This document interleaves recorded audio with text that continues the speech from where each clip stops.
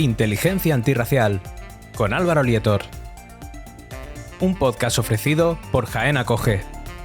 Personas iguales de mundos diferentes.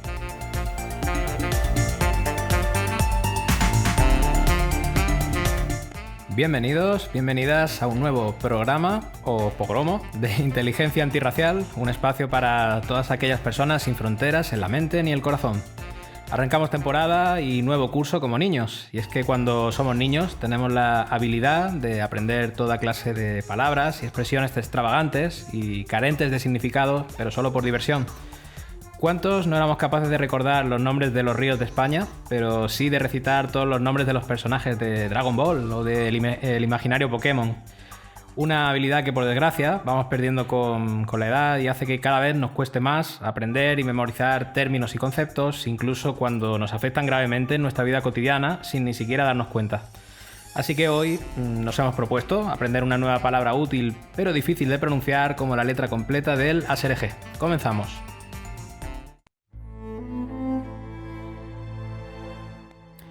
Bueno, y para el programa de hoy pues contamos con la presencia de un invitado de honor, el papá oso de nuestra familia Jaén Acoge, un hombre tan responsable y comprometido con el equipo como cariñoso y entrañable. Nuestro presidente de Jaén Acoge, Antonio Lombardo. Muy buenas tardes, Antonio. Hola, buenas tardes. Bueno, para los que aún no te conocen, pues háblanos un poquito sobre ti y a lo que te dedicas. Bueno, yo soy fundamentalmente un profesor de secundaria jubilado. Entonces, desde que ocurrió este evento, me vine de voluntario a Jaén Acoge para dar clases de español para extranjeros y luego poco a poco me fui implicando también en la junta directiva de la asociación y en algunas actividades de voluntariado que van surgiendo.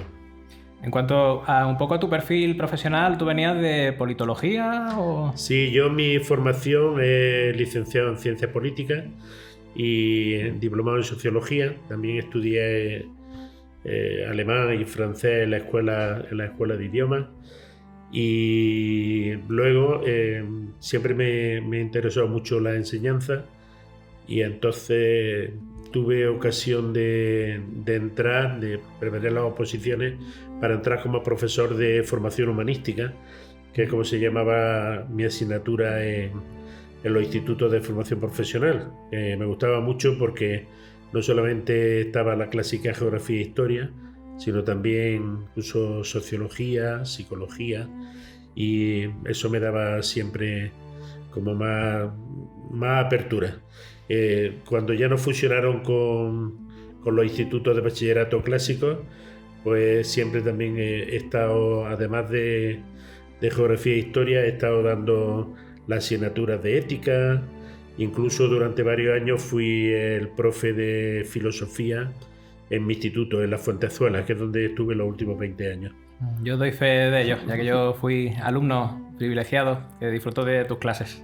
Geografía, historia creo que fue y ética. ¿Verdad? Bueno, y aparte de eso, también para que lo sepa un poco la gente, aparte de su perfil político, sociológico, humanista, también es un activo, vamos, un gran activista, ¿no? Por cualquier causa social interesante. Bueno, sí, ahora estoy implicado en varias de las plataformas que se han formado en Jaén. Bueno, algunas ya llevamos bastantes años, como la plataforma en defensa de las pensiones públicas, la plataforma en defensa de la sanidad pública, la Marea Verde por la educación y Jaén con Palestina, y el último invento que hemos hecho es Jaén Antirracista, precisamente relacionado con el tema que vamos a tratar hoy, de los brotes antirracistas que no son simplemente brotes, sino que, como veremos hoy en el programa, pues será un poquito más. De hecho, interesante lo de Jaén Antirracista porque también desde Jaén Acoge formamos parte del grupo motor de la plataforma y, de hecho, estuvimos bastante activos este verano, ¿no? Ya que ha pasado un tiempo desde el último programa, pues hemos estado bastante ocupados haciendo este tipo de cosas. Y bueno, pues entramos ya un poco en materia, a hablar de ese término tan extraño y que a los niños les suena a nombre de Pokémon. Se trata ni más ni menos que de pogromo. P-O-G-R-O-M-O, pogromo. Un término que creemos que resulta un tanto imprescindible conocerlo, pues tiene que ver con episodios como el de hace unos meses en Torre Pacheco, en Murcia. Pero es que además, desgraciadamente, también nuestra provincia de Jaén tiene una escalofriante trayectoria relacionada con el mismo. Pero bueno, comencemos por lo básico, Antonio. ¿Podrías explicarnos un poco en qué consiste este término, pogromo? Bueno, los pogromos se vienen haciendo desde hace siglos, se podría decir, aunque el término es relativamente nuevo. Se acuñó en el Imperio zarista en el siglo XIX y hacía referencia a actos, en este caso antisemitas, a muchas familias judías en distintos lugares del imperio, que en esa época incluía desde Polonia hasta Siberia. Pues sobre todo cuando venían mal dadas, había malas cosechas, había enfermedades, había hechos incomprensibles, se buscaba un chivo expiatorio, y ese casi siempre era la minoría judía que estaba instalada en muchas ciudades. Entonces empezaban por cualquier pequeño problema o cualquier disputa entre vecinos y demás, tomaba un cariz racista y se terminaba pues agrediendo no solamente a la persona que había causado el problema, sino que se extendía a su familia o incluso a toda la comunidad, pues con mucha frecuencia quemando sus propiedades, quemando sus casas y también es muy importante decirlo, apropiándose de sus bienes. Muchas veces en estas cuestiones hay una forma como de quitar competencia o apropiarte directamente de la riqueza que tienen esos vecinos a los que a veces envidias por algo. Apropiándose por la cara, ¿no? Porque yo lo valgo, como aquel anuncio de L'Oréal. En fin, bueno, se nota esa deformación profesional, ¿no? Como profesor, por esa buena explicación que nos has dado. Vamos a ver brevemente lo que es el término un poco formal, ¿no? Que tengo aquí una pequeña definición que sería un pogromo, proviene del ruso pogrom, devastación. Consiste en el linchamiento multitudinario, espontáneo o premeditado hacia un grupo particular, étnico, religioso u otro, acompañado de la destrucción o el expolio de sus bienes, casas, tiendas, centros religiosos, a menudo en connivencia con las autoridades que lo permiten. El pueblo judío, por ejemplo, como bien has dicho, tiene tristemente bastante experiencia con ellos ya desde el Holocausto e incluso mucho antes.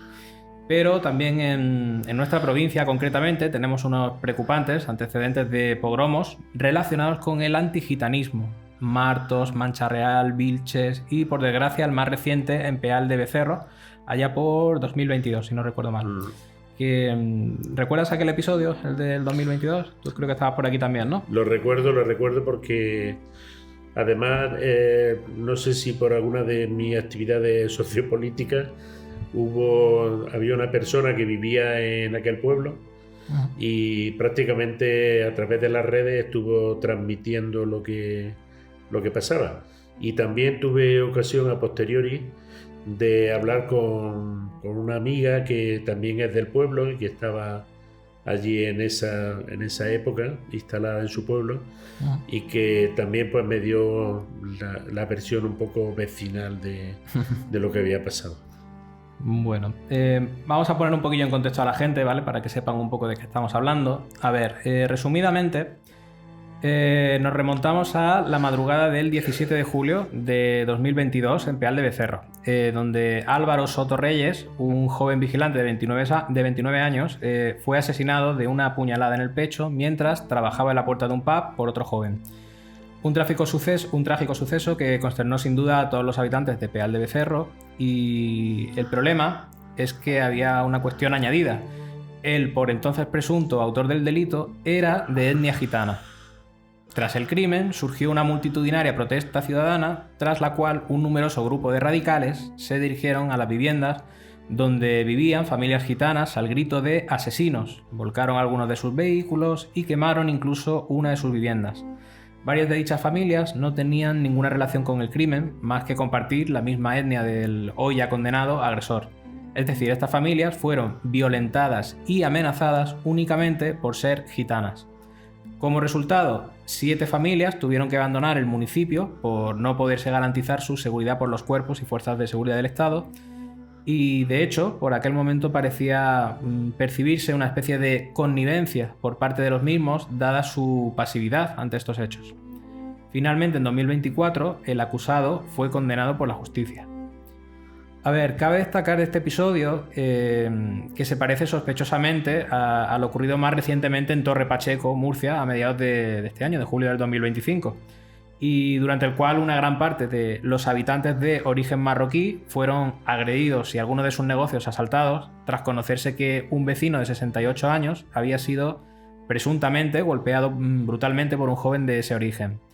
Desde las redes sociales se alentó a una cacería de los inmigrantes en la que participaron grupos ultras llegados desde diferentes puntos de España. Finalmente, un fuerte despliegue de la Guardia Civil y de la policía local impidió que los disturbios continuaran. Pero este episodio también se ha comparado con los sucesos del Ejido de Almería, por ejemplo, en el año 2000. Y la lista continúa y no se sabe dónde acaba. Esto no se acaba nunca. ¿Qué es lo que tienen en común todos estos casos? Pues eso es lo que vamos a analizar. ¿Qué te parece? En fin, ¿cómo te has quedado con ese relato? Pues el tema de estos sucesos es que siempre aparece eso, la connivencia. Rápidamente la frase típica es: en este pueblo no somos racistas. Pero tenemos que ser conscientes que es cierto que no hay un racismo tipo sur de los Estados Unidos en la época de la lucha por los derechos civiles, en las que un cartel pone prohibido entrar negros o prohibido subir a los autobuses. No existe, afortunadamente, ese tipo de racismo, pero sí hay todavía un racismo subyacente que lo tapamos diciendo yo no soy racista, y no terminamos de superarlo. Es cierto, bueno, habría que analizar el problema. Lo cierto es que todavía la población gitana en muchas de nuestras poblaciones, por desgracia, es sinónimo de población marginal, de población con pocos estudios, población con pocos recursos, y terminamos, y lógicamente, en esos ambientes, lo que podemos llamar la educación o el comportamiento educado es más difícil.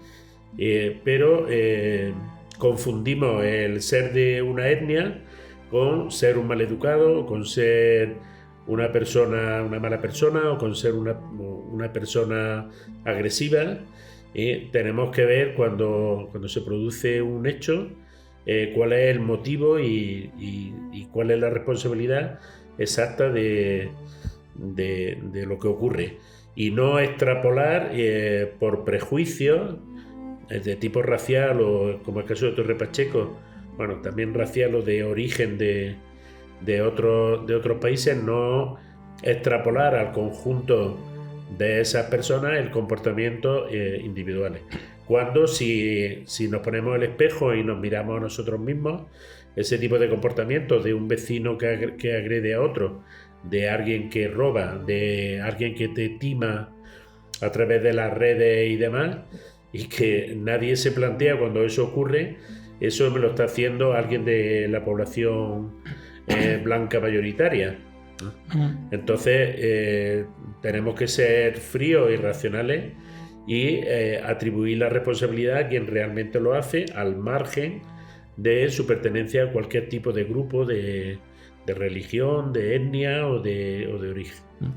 Has dicho una cosa interesante, que era el tema de la que hemos mencionado, de la connivencia, ¿no?, por parte de las autoridades y eso. Yo me acuerdo, por propia experiencia, de que en aquella época, cuando veíamos las imágenes que salían en las noticias y todo eso del tema, había como, mientras sucedían estos episodios más agresivos, donde las personas estaban, pues eso, agrediendo, no sé, o atentando contra un vehículo o contra un domicilio y ese tipo de cosas, daba la sensación de que veía como a la policía o los cuerpos de seguridad de ese momento como con cierta pasividad, ¿no? Como que no intervenían, estaban como estamos aquí un poco para vigilar que esto no vaya a más, pero no queremos intervenir porque no queremos como acrecentar el conflicto, ¿no? Entonces era como permitimos, damos manga ancha hasta cierto punto, con tal de que no se cree más hostilidad entre una parte y la otra, ¿no? Pero claro, eso también parecía una actitud bastante pasiva y poco responsable, ¿no?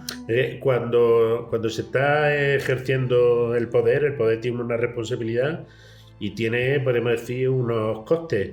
Cuando ocurre una cosa en la que aparentemente se está enfrentando una mayoría y una minoría, la postura fácil, la postura populista, la palabra que está ahora tan de moda, es ponerte del lado de esa mayoría, haga lo que haga. Porque eso se supone que son votos, que son apoyos que va a tener en el futuro. De hecho, en la historia de los programas de Jaén se da, por desgracia, eso.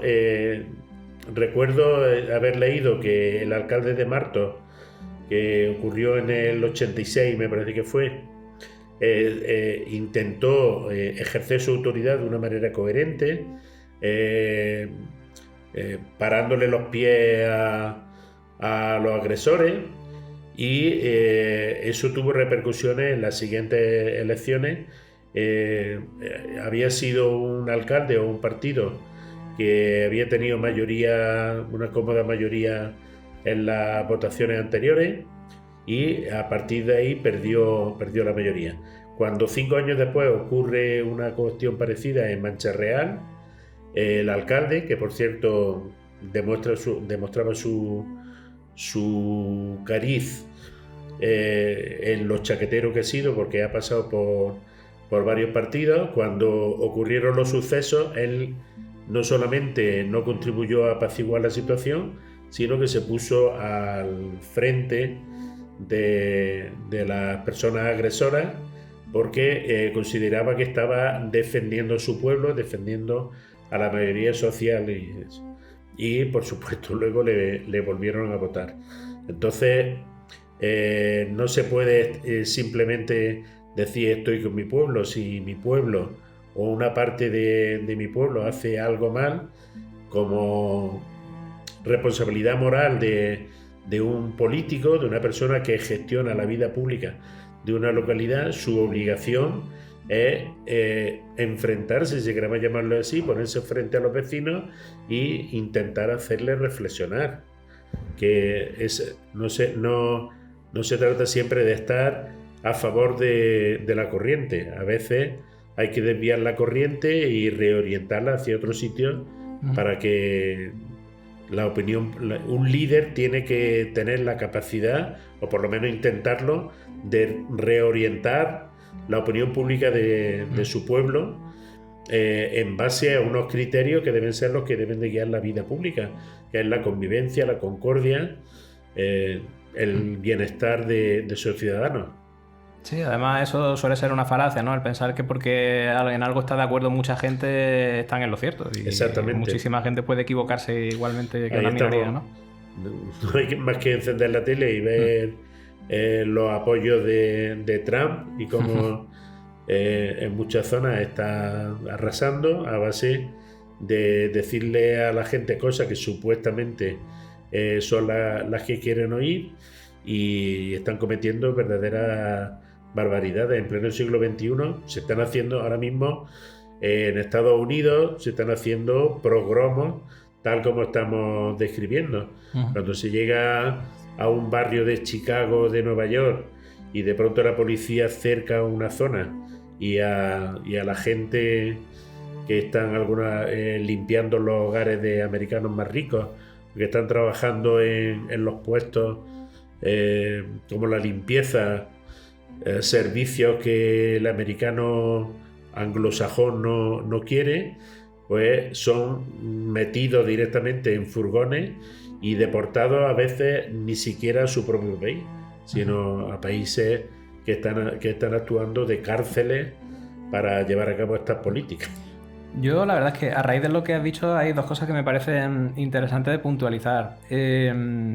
Lo primero es que, bueno, has mencionado lo de que parece que hay una especie de sentimiento de vergüenza por parte de la población, ¿no? A la hora de reconocer que no podemos evitar ser racistas, que es cuando decimos lo de yo no soy racista, pero puntos suspensivos, ¿no? Exactamente. Entonces, yo recuerdo que mucha gente de la época en redes sociales trataba de justificarse diciendo no, yo en realidad no soy racista, es que en realidad hacemos esto porque las personas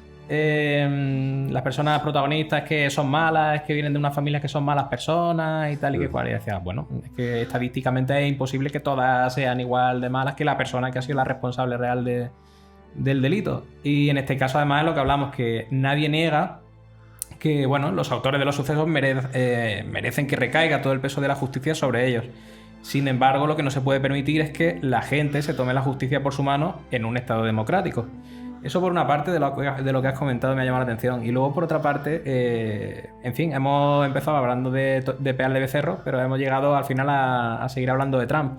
Y esto me llama la atención porque lo que hay que puntualizar también es que a la hora de hablar de pogromos, lo que parecen sucesos o episodios de violencia aislados, en realidad suponen un tipo de violencia sistemática y recurrente a lo largo de la historia.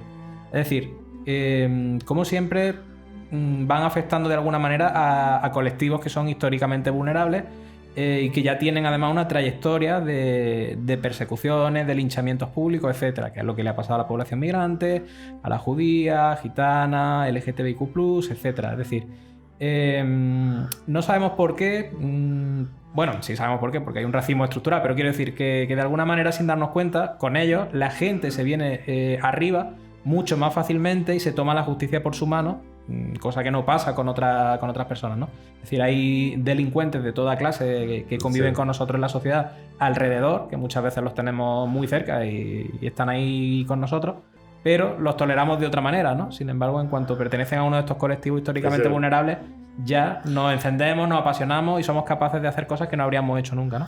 Hay una política que es la del chivo expiatorio. Lo ideal sería que cuando ocurre un suceso hay que investigarlo, hay que detener, si es el caso, a las personas responsables y aplicarle las leyes individualmente. Hace ya mucho tiempo que hemos dejado la Edad Media en la que la sangre de una familia estaba vinculada y cuando alguien era deshonrado, toda la familia era deshonrado. Eso hace, después de las revoluciones, de la Revolución Francesa y otras revoluciones posteriores, hemos ido avanzando hacia la responsabilidad individual. Pero en estas sociedades, a pesar de que eso se ha hecho mayoritariamente, siempre a las minorías se les sigue tratando con unos parámetros medievales. De cuando una persona comete un delito, seguimos haciéndole responsable a su grupo religioso, étnico, sexual, lo que sea, le seguimos haciendo responsable, ¿no? Parece que aplicamos los avances modernos para la mayoría, pero a esos grupos, vamos a llamarle minoritarios, que hoy día estamos viendo que al final no son tan minoritarios, sobre todo si lo sumamos todos. Se les sigue tratando con unos parámetros totalmente arcaicos, totalmente desfasados y totalmente medievales, por decir algo. Me ha gustado mucho eso, el matiz de medieval, ¿no? Porque es que sí, en cierto sentido los seres humanos como sociedad seguimos siendo unos bárbaros, ¿no? Me acuerdo de el verso aquel de Antonio Machado que decía: en España de cada 10 cabezas 9 embisten y una piensa, ¿no? Sí. Todavía caemos un poco en eso, ¿no? Era un proverbio. Es mucho más cómodo funcionar con el prejuicio. Ha ocurrido algo, le echamos la culpa a este colectivo que es pequeño, que normalmente no tiene posibilidad de defenderse mucho, y todo se resuelve de una manera mucho más fácil. Pero eso es una chapuza, es cerrar un problema en falso, porque al final los verdaderos agresores, las personas que realmente estropean la convivencia siguen actuando a su a su albur, sin ningún control. Sí, pero vamos, que además es que basta recurrir un poco al sentido común y un poco a la sabiduría popular para llegar al dicho de lo de pagar justo por pecadores, ¿no? Es que básicamente es lo que consiste un pogromo, ¿no? Una persona comete un acto y lo paga todo el colectivo porque sí. De hecho, una cosa que me llamó mucho la atención también es que cuando tú veías las pancartas que llevaban algunas de estas personas en medio de las manifestaciones, porque también se hizo una manifestación, obviamente un poco en solidaridad por la muerte de este joven, bueno, las pancartas decían asesinos en plural, en lugar de asesinos en singular. Decía, si el responsable ha sido una persona, ¿por qué ponéis asesinos en plural? ¿No? Es que no tiene sentido. O sea, eso me parece que es muy ilustrativo, ¿no? El subconsciente hace aflorar lo que realmente está pensando. Totalmente. Y otra cosa que también me llamaba muchísimo la atención en aquella época era que, bueno, a mí me sorprendió muchísimo en el que al poco tiempo, vamos, a las pocas horas de haber pasado un poco estos sucesos, lo que son las familias de etnia gitana acabaron abandonando el pueblo, pero rápidamente, o sea, de manera cruda y sin ambajes, ¿no? Entonces, me llama mucho la atención porque tú dices, imagínate que a cualquiera de nosotros que vivimos en nuestra casa, con nuestro hogar, en fin, nuestra cultura, nuestra identidad, nuestra familia, nuestros vínculos, nos dicen de la noche a la mañana, oye, que te tienes que ir de aquí. ¿Y nosotros? ¿Tú crees que cogeríamos y no iríamos tan fácilmente? ¿Pondríamos nuestras cosas en una noche y diríamos, hala, venga, sí, que nos vamos? No sería inconcebible que dijera, Álvaro, tu primo ha cometido tal delito, vete fuera. Claro, y yo decía, vale, pues creo que sí, que va a ser lo mejor, vámonos. O sea, claro, es que lo que creo que mucha gente no entiende es que, fíjate si hay antecedentes de persecución en este colectivo, que cuando le surge una situación de este tipo es que casi ni se lo piensan. Lo primero que toman es la decisión de decir, pues lo mejor es que nos vayamos porque sabemos que va a haber problemas, sabemos que nos van a linchar, sabemos que vamos a vamos a granjear la hostilidad de todo el pueblo, así que para vivir así mejor nos vamos, ¿no? Es decir, están tan acostumbrados a huir que no les cuesta nada huir. Bueno, yo creo que en general, tanto en el caso de España, la minoría gitana como colectivos que, aunque ya las leyes los van reconociendo situaciones de igualdad, como el colectivo LGTBIQ+, y demás, todavía tienen un reflejo de autoprotección, porque a pesar de esto, de que legalmente hay igualdad, legalmente no hay antirracismo, legalmente hay igualdad de mujeres y de hombres, pero es obvio que en el día a día las personas que se sienten miembros de esos colectivos toman unas precauciones que otras personas no tomamos, o ni siquiera se nos pasa por la cabeza tener que hacerlo. Entonces eso es la muestra de que el problema no está resuelto, de que hay todavía un sustrato que es el que tenemos que excavar, sacar a la luz y aunque nos pese, aunque nos resulte desagradable, tenemos que ir poco a poco eliminándolo. Hombre, y también otra cosa interesante, a ver, ahí me va a permitir que, a ver, yo como responsable del programa, estos rumores precisamente, pues ya sabes que me interesa mucho el tema de las desinformaciones, los bulos, los rumores y todo eso. Precisamente, cuando pasó lo de este verano, por ejemplo, en Torre Pacheco, o sea, se empezaron a generar una cantidad de bulos y desinformaciones que incluso semanas después había medios de comunicación que trataban de desmontarlos y tratar de ofrecer información objetiva para contrarrestarlos de alguna manera. Y de hecho me llamó muchísimo la atención, me pareció hasta irónico que la propia víctima por la que todo se originó, que era un señor de 68 años, ¿no?, que se supone que lo habían agredido, ese señor tuvo que salir grabando un vídeo diciendo que sí, que efectivamente me han agredido, pero que no han sido estas personas. Por favor, dejen de culpar a las personas migrantes y de estas nacionalidades porque es que no han tenido nada que ver, han sido otras personas las que me han hecho esto, ¿no? Es decir, hasta la propia víctima tener que salir en defensa de los supuestos agresores a los que se cogió como cabeza de turco. Entonces, lo que quiero decir es eso, que se genera una cantidad de desinformación, de bulos, de rumores y tal, que cuesta muchísimo trabajo luego, por parte de los medios de comunicación, tener que estar un poco desmontando, barriendo la suciedad que otros han ido un poco sembrando, ¿no? Y ahí también lo que habría que exigir a los medios tanto por supuesto los medios públicos, pero también no hay que olvidarse que en España a veces cuando un medio privado, las televisiones privadas o algo hacen una cosa, es que es capital privado y hace lo que le da la gana con su dinero, no. El espectro radioeléctrico es público y por las leyes que hay ahora mismo vigentes se les concede la posibilidad de usarlo. Y como es una concesión del Estado, una concesión que le damos todos a esos medios, tienen la obligación, yo creo que en primer lugar moral y también legal, de cumplir con unos preceptos democráticos.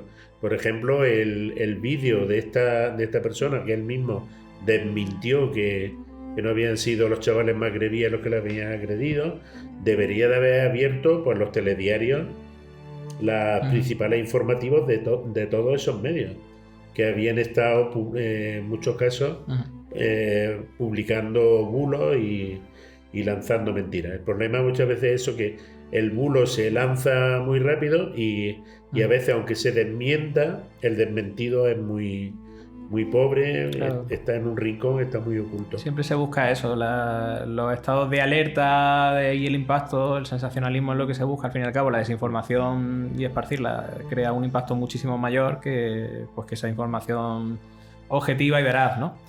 Eso me llama muchísimo la atención, pero también es cierto que dice uno, bueno, ya me parece que fue un par de años después, se acabó al final condenando en el caso de Peal de Becerro al autor del delito y, en fin, que cayó sobre él todo el peso de la ley y piensa uno, bueno, ahí ya habría terminado a lo mejor el problema, ¿no? Y todo el mundo pues ya seguir un poco con su vida dentro de lo que cabe, pero no, curiosamente, la familia de etnia gitana que tuvieron que huir de su tierra, básicamente no han tenido todavía oportunidad de regresar y aún a día de hoy se siguen haciendo campañas desde Facebook, por ejemplo, en grupos públicos donde se pide solidaridad por parte de todo el mundo, se intenta que sí, bueno, no sé si recoger firmas, pero bueno, apoyo de alguna manera para tratar de convencer a la gente de que por favor que no vuelvan estas familias porque son conflictivas, problemáticas, etcétera, e incluso creo recordar que seguía habiendo esa connivencia por parte de las autoridades, ¿no? Que creo que lanzaban la reflexión de que pensaban igual, que no hacía bien la vuelta al pueblo, la vuelta de estas personas y este colectivo, ¿no? Entonces, es decir, no hemos avanzado mucho al respecto, ni siquiera incluso habiendo encontrado al verdadero responsable del problema. Seguimos teniendo ese racismo latente. El racismo sigue estando ahí y además cuando salen informes sobre racismo hacia los distintos grupos, es curioso que se ejerce un racismo mayor hacia las personas más próximas. Aquí durante siglos, después de la expulsión de los judíos, los moriscos y demás, de los españoles del siglo XV, que expulsaron nuestros ínclitos reyes católicos y algunos de sus sucesores, la minoría étnica que hemos tenido en España, por lo menos oficialmente, la única que hemos tenido ha sido la gitana. Luego, en los últimos tiempos que nos están llegando inmigrantes de distintas procedencias, pues una de las más importantes son los magrebíes, los moros, en el argot de estos, que a su vez son los más próximos. Con los moros tenemos una relación porque si miramos el espejo y resulta que nosotros somos muy moros. Se ve en la gastronomía, se ven las costumbres, se ven las canciones, se ve en la música, se ven los instrumentos, se ve en muchas formas de vivir, aunque ahora le llamemos con palabras un poco diferentes. Y parece que nos da un poco de rabia admitir eso, y cuando se ejerce rechazo es más fácil ejercerlo contra los moros o contra los gitanos, que tenemos un repertorio muy grande porque hemos convivido mucho con ellos y porque compartimos muchísimas cosas. Se ejerce más racismo contra ellos que contra grupos que vienen de lugares más lejanos y que las costumbres y la lengua y todo es mucho más lejana. Entonces, el tema no es como plantea Vox o Abascal o algo de proximidad de costumbres, porque si analizamos los magrebíes y nosotros, pues podríamos ver como los análisis genéticos, tendríamos un 60 o 70% de cosas en común, sino que el racismo se sustenta más bien en una competencia de tipo económico. Lo que queremos es, a través de esa discriminación, tener grupos que hagan tareas que no queremos y a precios muy, muy bajos. El racismo al final viene a ser una manera de decir esta persona no es igual que nosotros y de esa forma la puedo explotar mejor, le puedo poner.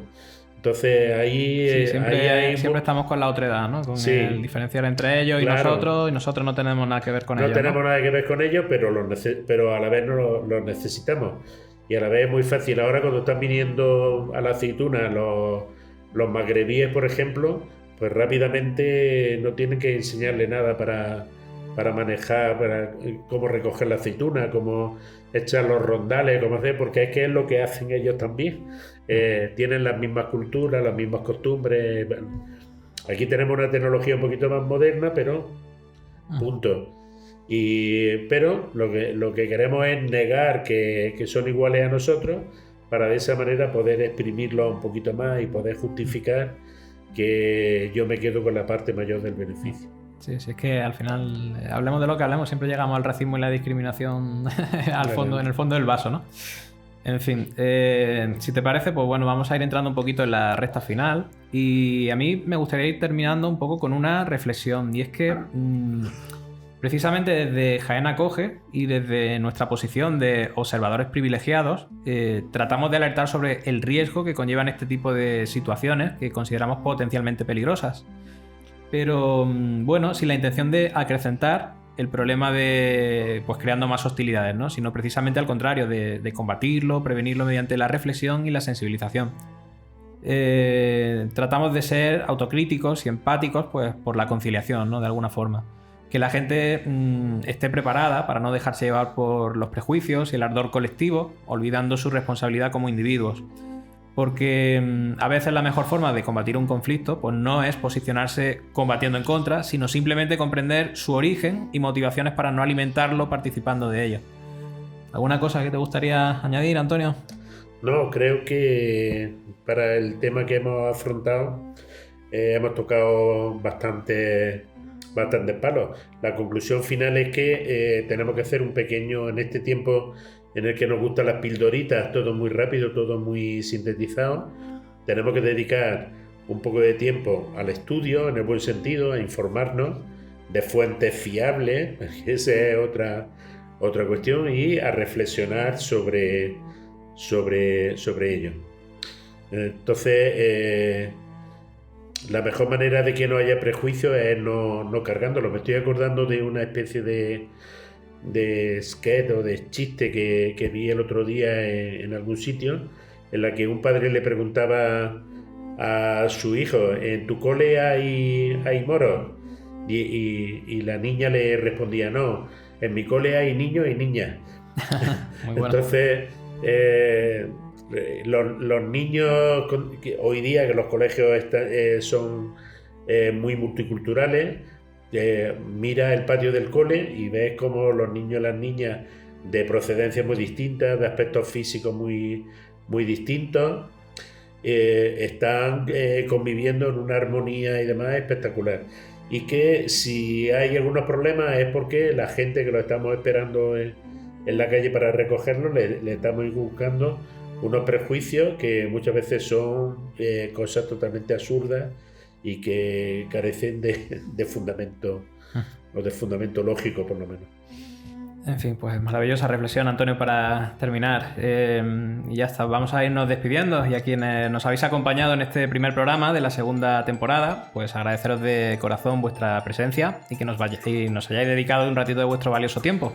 Deseamos que os haya resultado provechoso y, bueno, nutritivo. Como siempre, prometemos ir mejorando gracias a vuestro feedback y comentarios que podéis dejar en las redes sociales y las distintas plataformas. Gracias por supuesto también pues a Jaén Acoge y Andalucía Acoge como siempre por apoyarnos y confiar en este proyecto, y nos vemos en el próximo. Pero antes os dejamos con una frase para la reflexión del matemático y físico francés Blaise Pascal.